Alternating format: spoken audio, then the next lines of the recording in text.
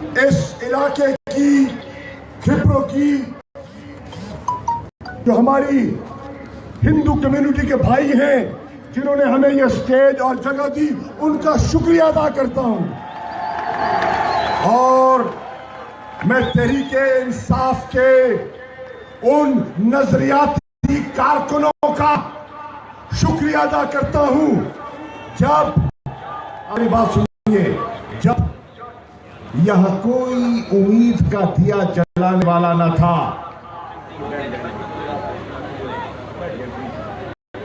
जब कोई उम्मीद का दिया जलाने वाला न था, तो मैं सांगड़ के जुनेजो और दीगर गुमनाम तहरीके इंसाफ के कारकुनों को सलाम पेश करता हूं।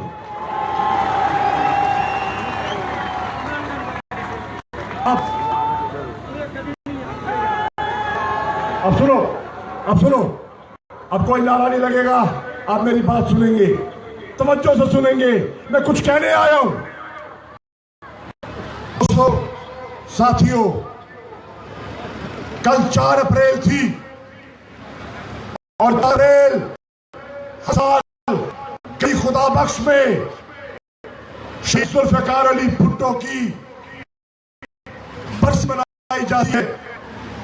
पूरे दिन से पाकिस्तान से लोग आते हैं उन्हें खराज तहसीन पेश करने, इस साल भी आए और वहां कि जिंदा है भुट्टो, जिंदा है।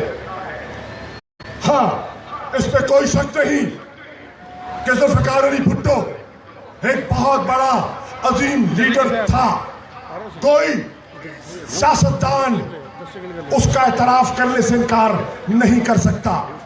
लेकिन मैं आज जो सिंध के हालात और पंजाब की कैफियत, खैबर पख्तूनख्वा की कैफियत और बलोचिस्तान की कैफियत आज खिब्रों में बयान करने आया हूं, वो ये है कि भुट्टो तो जिंदा है लेकिन पीपल्स